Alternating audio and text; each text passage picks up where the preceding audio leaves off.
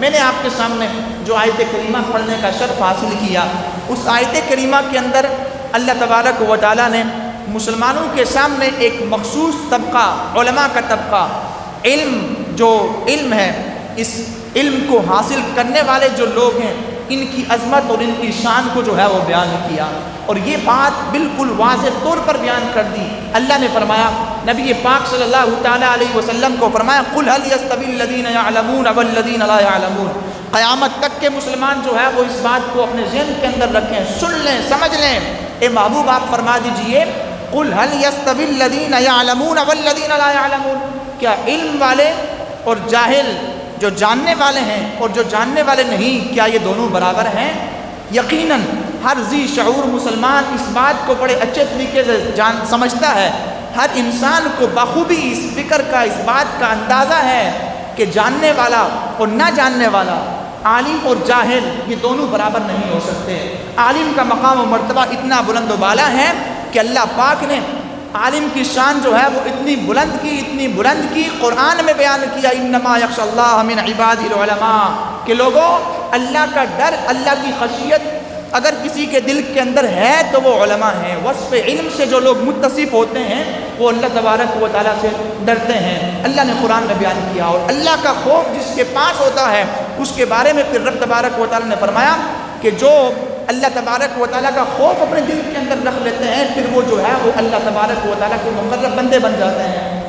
اور رب کا خوف اغیار کے خوف کو انسان کے دل سے نکال دیتا ہے۔ رب کا خوف جب کسی کے دل کے اندر آ جاتا ہے نا، آپ دیکھیں اللہ والوں کی شان، اللہ والے دنیا داروں سے نہیں ڈرتے تھے،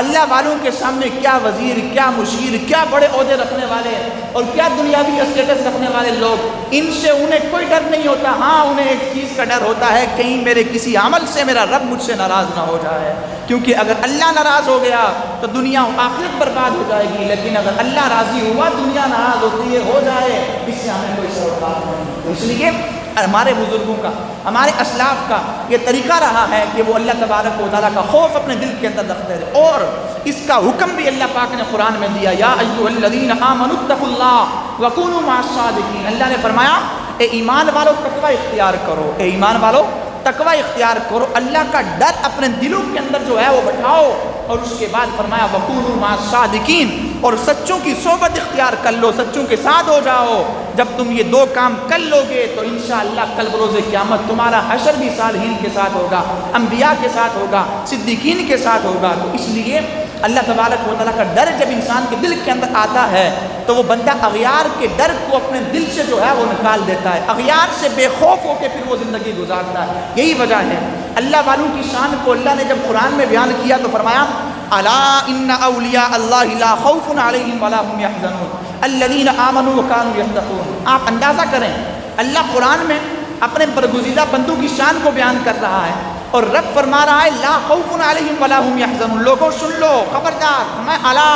خبردار، ان اولیاء اللہ، بے شک جو میرے بندے ہیں، جو اللہ کے ولی ہیں، فرمایا لا خوف علیہم ولا هم يحزنون، ان پر نہ کوئی خوف ہے نہ کوئی غم ہے۔ لیکن ایک تعجب کی بات ہے، اللہ فرما رہا ہے میرے بندے ڈرتے نہیں، لیکن جب ہم اللہ والوں کی سیرت کو پڑھتے ہیں تو ہمیں سب سے زیادہ رونے والے، اسواری کرنے والے، ڈرنے والے، خوف رکھنے والے یہی نظر آتے ہیں۔ تو یہاں اسی بات کی طرف آپ کی توجہ لے جانا چاہتا ہوں جو میں نے شروع میں بتائی تھی کہ اللہ والے اللہ سے ڈرتے ہیں۔ جب اللہ کا خوف ان کے دل کے اندر پیدا ہو جاتا ہے تو اغیار کا خوف ان کے دلوں سے نکل جاتا ہے، پھر ان کی زبان سے جو بات نکلتی ہے وہ اللہ تبارک و تعالیٰ کی رضا کے لیے نکلتی ہے، اور ان کے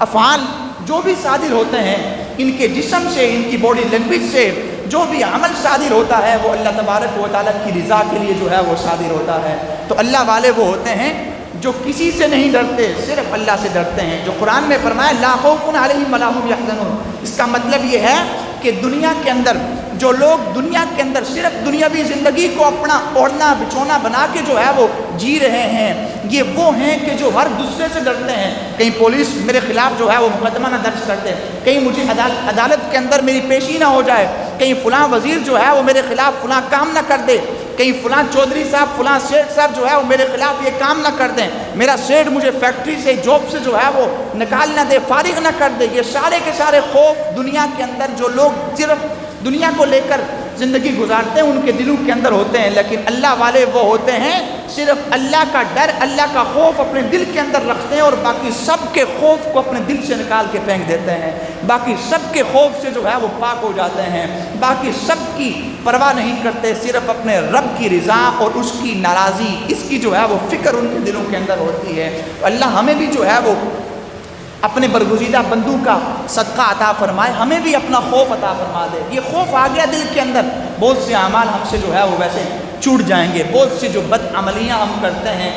بہت سے وہ کام کے جو اللہ رسول کو ناراض کرنے والے ہیں، وہ ہم سے جو ہے وہ انشاءاللہ چھوٹ جائیں گے۔